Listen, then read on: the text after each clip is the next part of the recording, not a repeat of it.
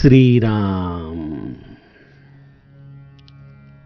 आपल्या सर्वांच्या हृदयस्थ वसणाऱ्या आत्मारामास साष्टांग प्रणिपात करून गोस्वामी तुलसीदास रचित श्री रामचरितमानस या ग्रंथातील जो 6ष्ठ सोपान लंकाकांड याचं आपण चिंतन करत आहोत. सज्जन हो, हे आपलाच कथा चिंतन क्रमांक 986. आपण गेल्या चिंतन प्रवाहामध्ये रावण आणि त्याचा मुलगा प्रहस्त यांच्यामध्ये घडलेला जो संवाद, ज्या संवादाच्या आधाराने प्रहस्ताने रावणाला नीती वचनं ऐकवलेली आहेत, त्याच्या जीवनाचं हित कशामध्ये आहे असा सदुपदेश ज्या प्रहस्ताने रावणाला दिला, त्या संवादाचं चिंतन बघितलं.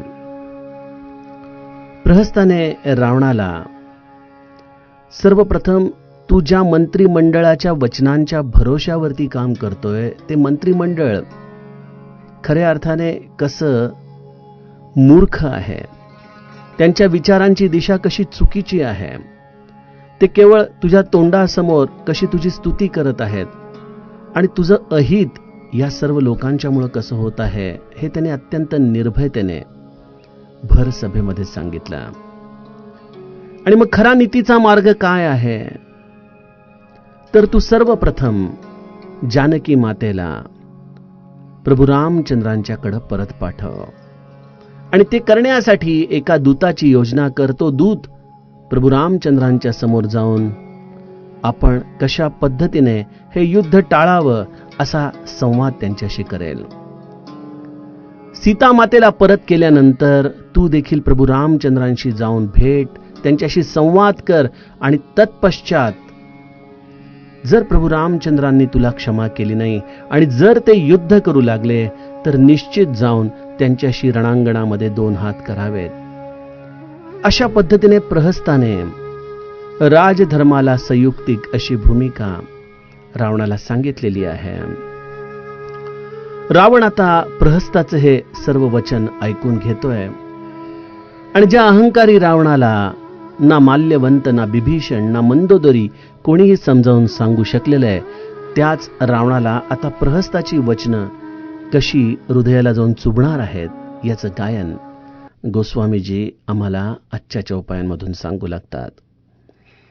यह मत जो मानहूं प्रभु मोरा, उभय प्रकार सुजसु जगतोरा.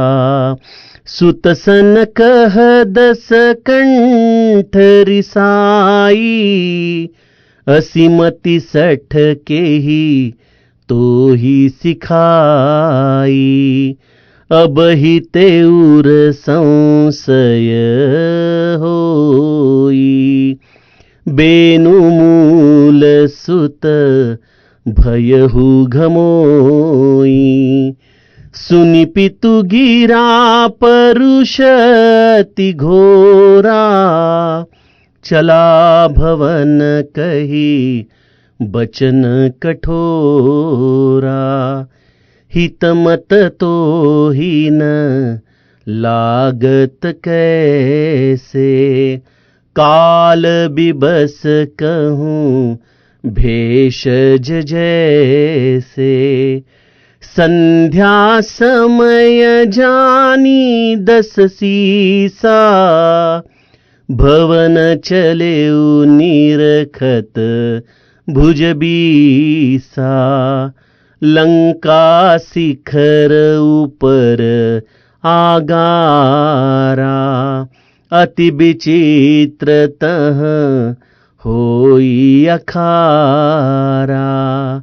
बैठ जाई तेहि मंदिर रावण, लागे किन्नर गुणगन गावन. बाजहि ताल पखाउज बीना, नृत्य करही अपछरा प्रवीणा, सुनासीर सतसरिस सो संतत करई बिलास, परम प्रबल रिपुसीस पर तद्यपि सोचन त्रास्यावर, रामचंद्र प्रिय हो.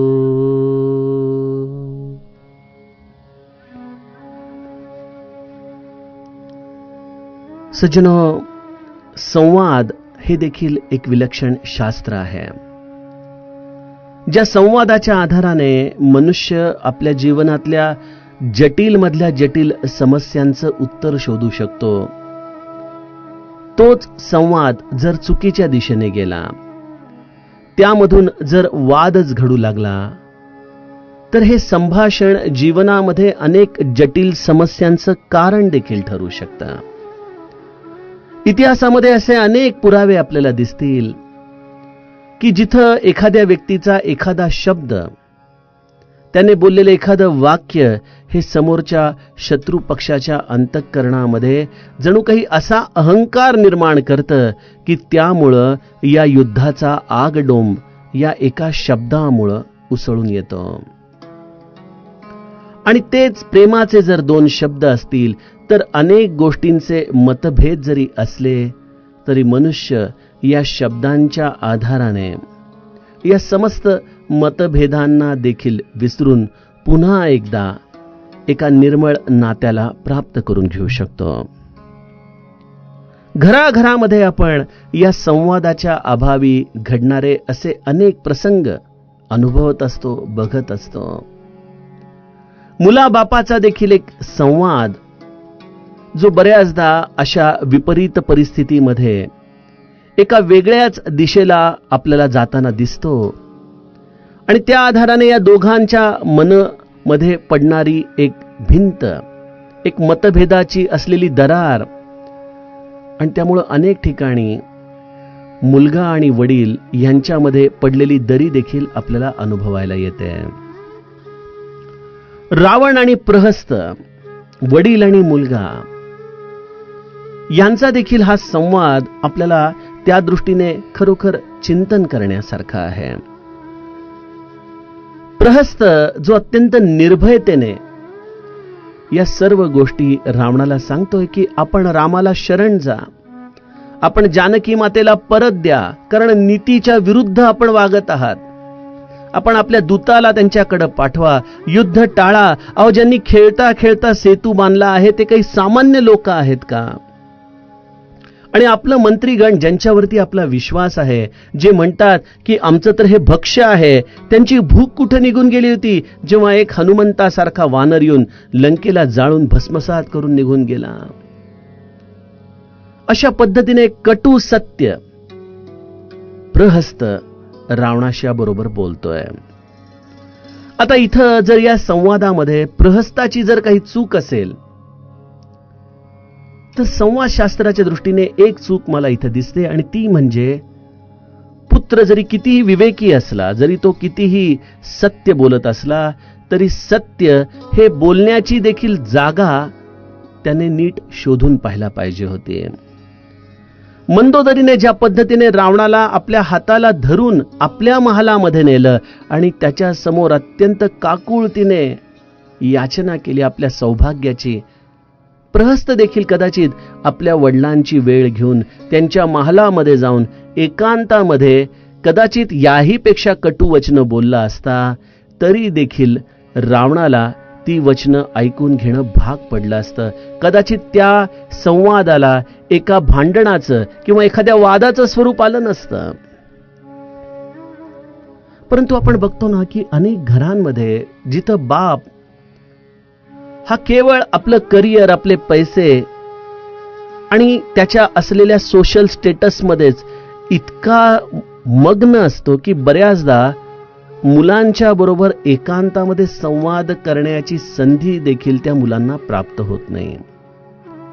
मग अशा मुलांचं बऱ्याचदा जी अंतःकरणामध्ये असलेली भडास आहे ती अशी अनेक लोकांच्या समोर देखील बऱ्याचदा व्यक्त होताना आपल्या आजच्या काळामध्ये दिसतेच.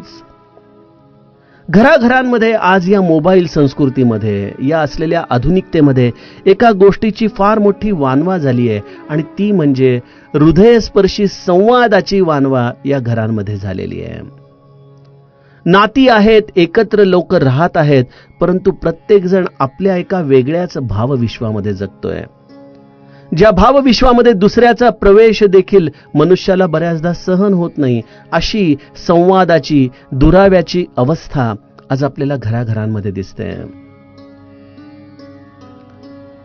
आणि मग अशा या मानसिकतेमध्ये बऱ्याचदा होणाऱ्या या संवादांचे भीषण परिणाम घराघरांमध्ये देखील आपल्याला अनुभवायला येतात. कदाचित रावण देखील जेवढा वेळ इंद्रजितला देत असेल तेवढा वेळ त्याने आपल्या इतर मुलांना दिला नसेल. कदाचित प्रहस्ताला रावणाच्या बरोबर संवाद करण्यासाठी या राजसभेशिवाय दुसरा कुठलाही मार्गच उपलब्ध त्याने ठेवला नसेल. आणि त्यामुळे शेवटी नाईलाजाने प्रहस्ताने हा राजमंडळामध्येच रावणाला नीती उपदेश करण्याचा मार्ग स्वीकारला. परंतु त्यामुळे गंमत अशी झाली की जे सत्य होतं, जे रावणाच्या हिताचं होतं, ती वचनं रावणाला एखाद्या बाणासारखी लागली.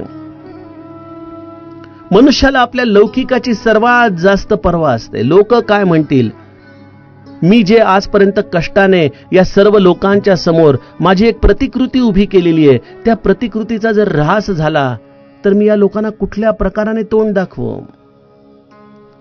ही जी मनुष्याची असलेली एक लोकेशनेची वृत्ती आहे ना सज्जनो, ती वृत्ती ही बऱ्याचदा सत्य वचनांच्या पेक्षा देखील मजबूत ठरते. आणि रावणाला त्यामुळं प्रहस्त काय म्हणत आहे, तो आपल्या हिताचं सांगत आहे की नाही, या गोष्टींमध्ये रस नव्हता. त्याला केवळ एकाच गोष्टीची वारंवार भीती वाटत होते, त्याचा त्रास होत होता की आपला हा मुलगा आपल्या मंत्रिमंडळाच्या समोरच आपल्याला उपदेश देण्याचं धारिष्ट कसं दाखवतोय. त्याच्या वडिलांच्या वयाच्या असलेल्या मंत्रीगणांना तो पडद मूर्ख किंवा अविचारी असं बोलण्याचं धारिष्ट कशा पद्धतीने दाखवतोय. परंतु प्रहस्ताच्या समोर दुसरा संवादाचा कुठलाच मार्ग नसल्यामुळं तो आपल्या वडिलांना त्यांच्या हिताची गोष्ट सांगण्यासाठी हाच मार्ग संयुक्तिक ठरवतोय. आणि तो म्हणतो की यह मत जो मानहु प्रभु मोरा, उभय प्रकार सुज सुजगतोरा. हे प्रभो, हे तात, हे दशानन, मी जो आपल्याला मार्ग सांगितलेला आहे त्या मार्गामध्ये दोन्हीही बाजूनी तुमचं सुयश हे या समस्त ब्रह्मांडामध्ये विस्तारेल. कुठले दोन मार्ग? पहिला मार्ग त्याने सांगितलाय की आपण दूताला प्रभू रामचंद्रांच्याकडे पाठवा, तत्पश्चात जानकी मातेला आदराने प्रभू रामचंद्रांच्याकडे पाठवून द्या आणि आपण स्वतः रामाला शरण जा. हा जर मार्ग आपण स्वीकारला तरी देखील आपल्या समस्त ब्रह्मांडामध्ये रावणाचं हे सुयशच जणू काही गायलं जाईल की अशा रावणाने देखील प्रभू रामचंद्रांची शरणागती घेतली आणि तो उद्धरून गेला. अशा पद्धतीने सर्व संतांच्या मुखामध्ये देखील आपलं नाव येईल. आपली ही विवेकी भूमिका सर्व संतांना देखील विशेषत्वाने आनंद देईल. आणि जर दुसऱ्या मार्गाने गेला की हे सगळं करूनही प्रभू रामचंद्र आपल्यावरती विशेष क्रोधित आहेत, आपल्याला दंड करू इच्छित आहेत, आपल्याशी युद्ध करून आपला जणू काही या युद्धामध्ये वध करू इच्छित आहेत, अशा वेळेला आपण निश्चयात्मक पद्धतीने रणांगणावरती उतरा, प्रभू रामचंद्रांशी दोन हात करा आणि या युद्धामध्ये जर आपला पराभव झाला किंवा आपला वध जरी झाला तरी देखील समस्त ब्रह्मांड हे आपलं सुयश गाईल. ते प्रभू रामचंद्रांच्या वरतीच दोषारोपण करतील की रावण त्यांना शरण आला होता तरी देखील प्रभू रामचंद्रांनी युद्ध केलं आणि त्या युद्धामध्ये रावण पराजित झाला. त्यामुळे पराजित होऊनही आपण खऱ्या अर्थाने विजयी व्हाल आणि शरणागत होऊनही आपणच खऱ्या अर्थाने श्रेष्ठ ठराल. या दोन्हीही मार्गाने जरी गेला तरी उभय प्रकार सुजसु जगतोरा. अशा पद्धतीने प्रहस्त रावणाला त्याचीच असलेली सगळ्यात मोठी तहान, जी त्याची ही तृष्णा आहे की सर्व लोकांनी आपल्याला चांगलं म्हणावं, आपला अधिकार मान्य करावा, तो अधिकार, ते सुयश समस्त ब्रह्मांडामध्ये अगदी संतांपासून गाण्याचा मार्ग प्रहस्त रावणाला सांगतोय.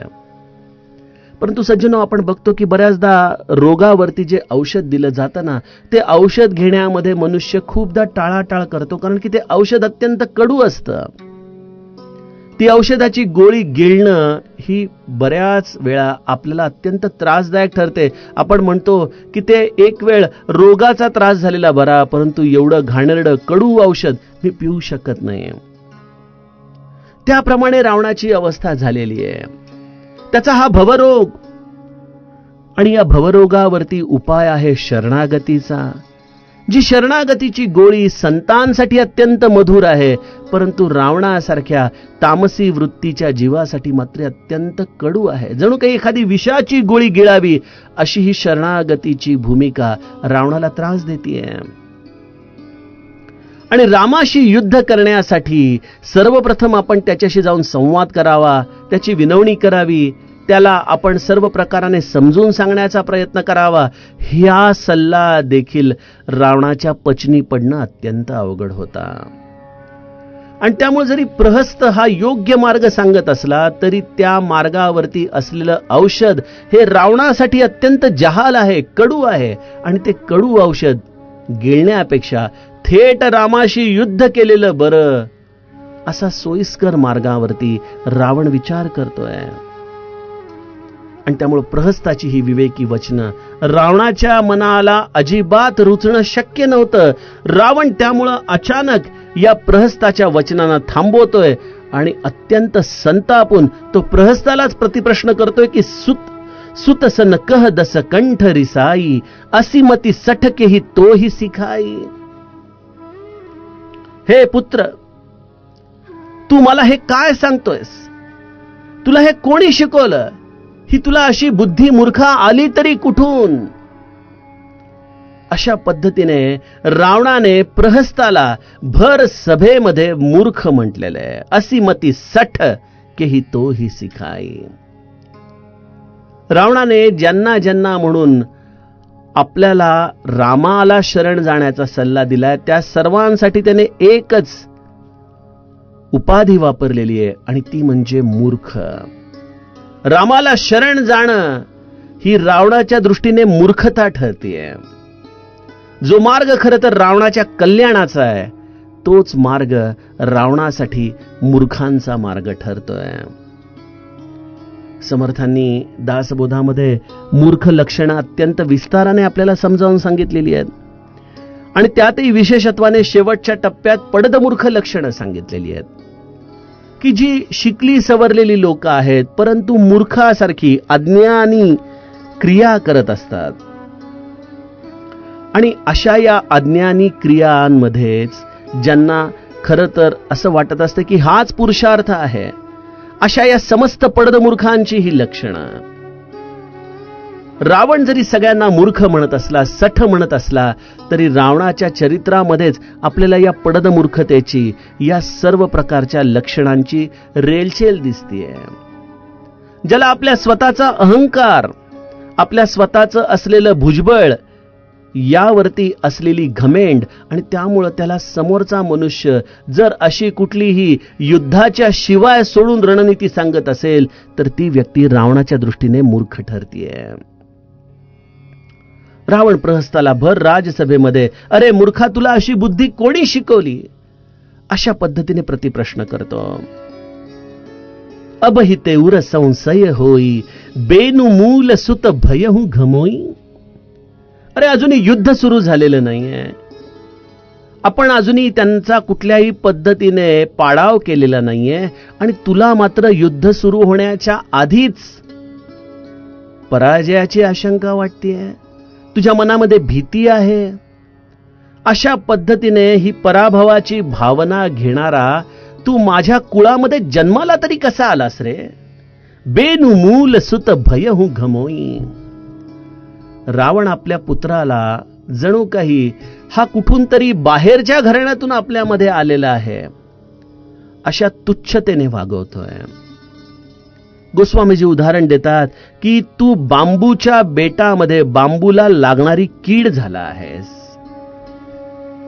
मानस पियुषकार त्याच्यावरती फार सुंदर आपल्याला चिंतन सांगतात की बांबूला जी कीड लागते ती कीड गवतासारख्या असलेल्या अत्यंत तलम अशा पात्यांपासून लागते. बांबूच्या स्वतःच्या आतमध्ये कुठल्याही पद्धतीची कीड नसते, परंतु बांबूच्या मुळाजवळ आलेलं हे गवत आणि त्या गवतामधून या बांबूच्या आतमध्ये कीड प्रवेश करते आणि ती कीड बांबूला आतून संपूर्णपणे पोखरून टाकते. तो बांबू जणू काही उन्मळून खाली पडावा अशा पद्धतीने ती कीड बांबूच्या वनाला हतबल करून टाकत असते. आता यामध्ये एक लक्षात घेण्यासारखं असं आहे की हे जे गवत आहे ते काही बांबू या कुळामध्ये येत नाही, ते वेगळंच कुळ आहे, परंतु ते चुकून या बांबूच्या संपर्कामध्ये आलं, त्याच्या संगामध्ये ते आलं आणि त्यामुळं त्याची ही कीड बांबूला लागून गेली. त्याप्रमाणे प्रहस्त देखील आपल्या कुळातला नाही. मला अशी वचनं ऐकवणारा मुलगा हा माझा असूच शकत नाही, तो माझ्या कुळामध्ये जन्मच घेऊ शकत नाही. जणू काही या गवताच्या पात्यांप्रमाणे तो माझ्यासारख्या अत्यंत निग्रही असलेल्या या बांबू वनामध्ये माझ्या या सर्व राक्षसांचं मनोधैर्य एखाद्या वाळवीसारखं खच्चीकरण करण्यासाठी जन्माला आलेला आहे. बेनु मूल सुत भयहु घमोई. आपल्याकडे देखील लहानपणी बघा मुलांना आपण चिडवायचो की आम्ही तुला सुईणीकडून आणलं, तुला आम्ही जोगवा देऊन घेतलंय. अशा पद्धतीने बऱ्याचदा ती मुलं देखील आपल्यावरती चिडायची, नाही माझी ही आई आहे, मी याच आईचा आहे. अशा पद्धतीने लहान मुलांशी देखील बऱ्याचदा संवाद घराघरांमध्ये होत असतात. बघा आपण हे छोटेसे संवाद गमतीने करत असतो, परंतु एखाद्या मुलाच्या भूमिकेतून जर बघितलं तर त्याच्यासाठी ही केवढी असुरक्षित भावना आहे की आपण या घरातले नाही, आपण या आईचे नाही.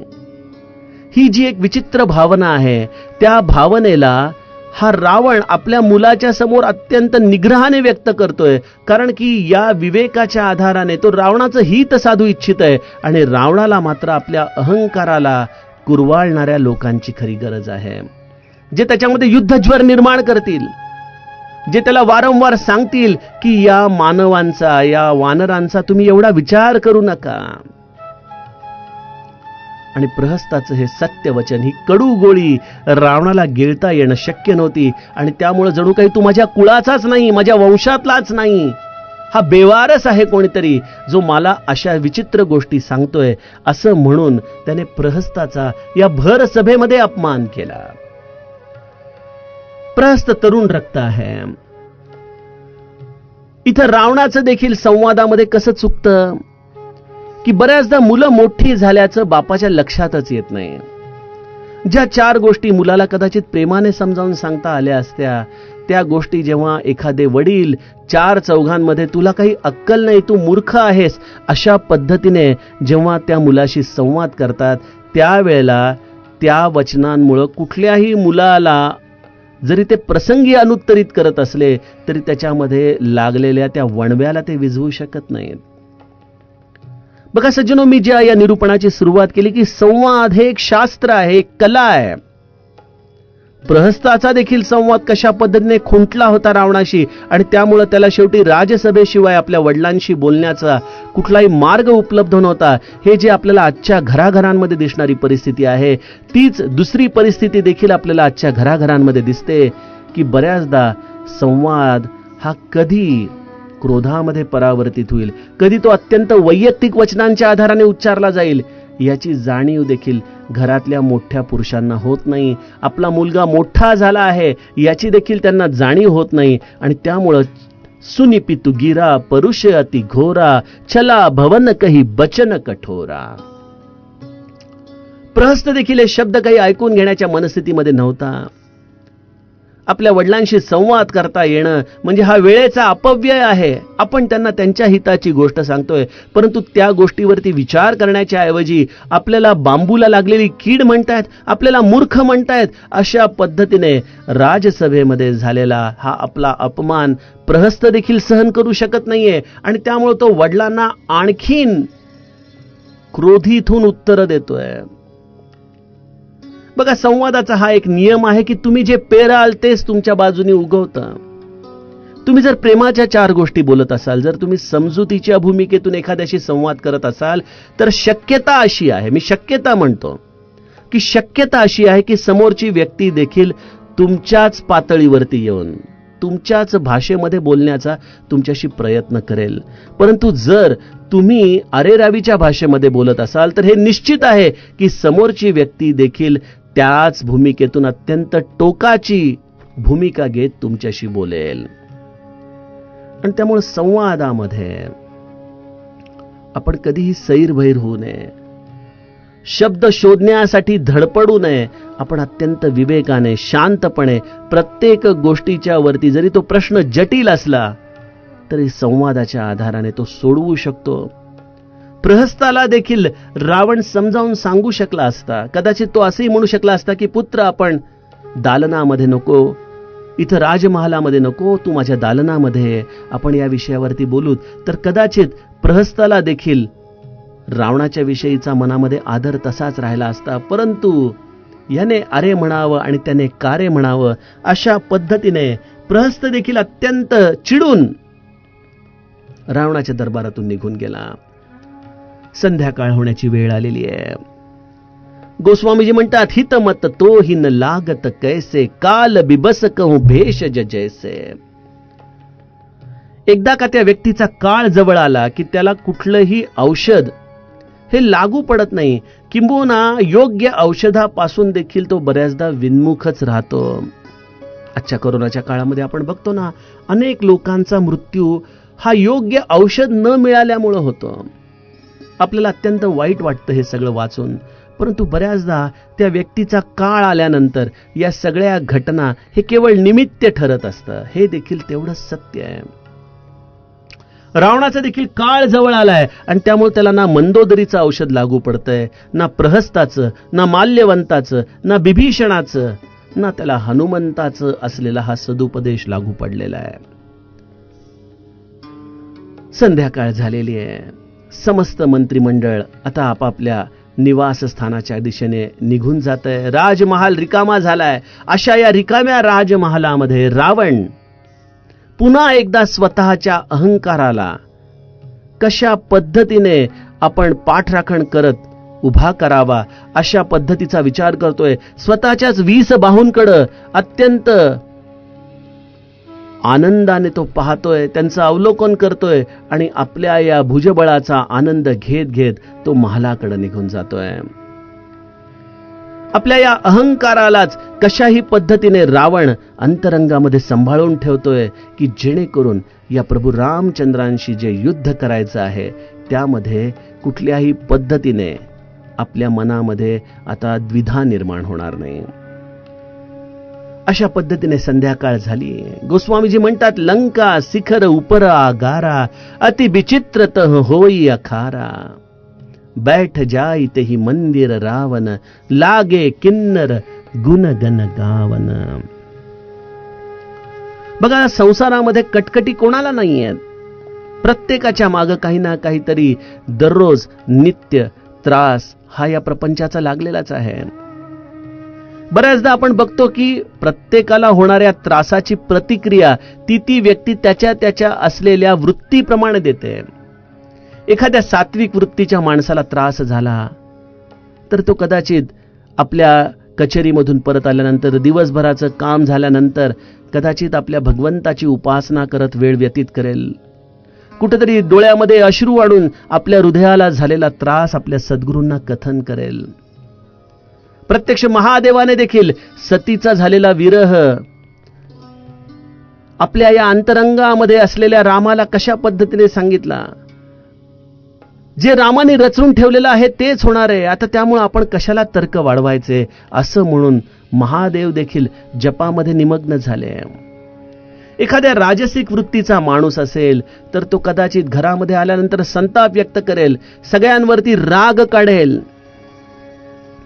आणि एखाद्या तामसिक व्यक्तीच्या माणसाला मात्र दररोज आपलं औषध प्याल्याशिवाय, कुठल्या तरी पद्धतीची नशा केल्याशिवाय या झालेल्या त्रासांना त्याला दूर करता येऊ शकत नाही. रावणाची वृत्ती देखील आपल्याला इथं कळते की या प्रहस्ताशी झालेलं हे भांडण आणि त्यामुळे झालेल्या मनस्तापातून रावण कुठे गेलेला आहे. बैठ जाई तेही मंदिर रावण, लागे किन्नर गुणगन गावन. रावण आपल्या नृत्यशाळेमध्ये गेला.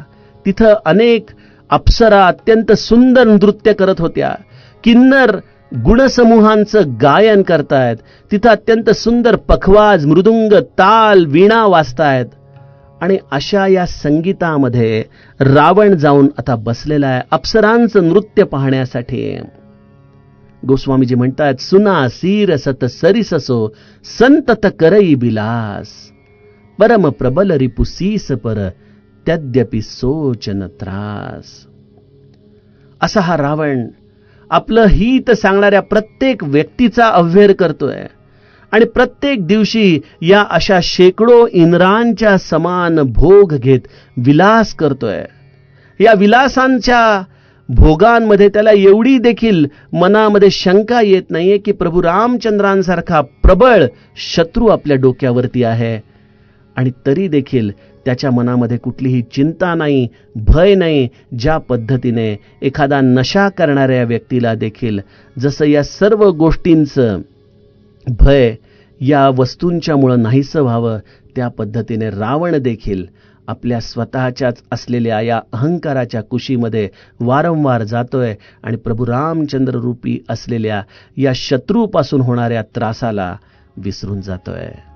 सज्जनहो, आता इथं घडणाऱ्या एका अद्भुत प्रसंगाचं चिंतन आपण उद्याच्या कथा विभागामध्ये करूयात. जानकी जीवन स्मरण जय जय राम.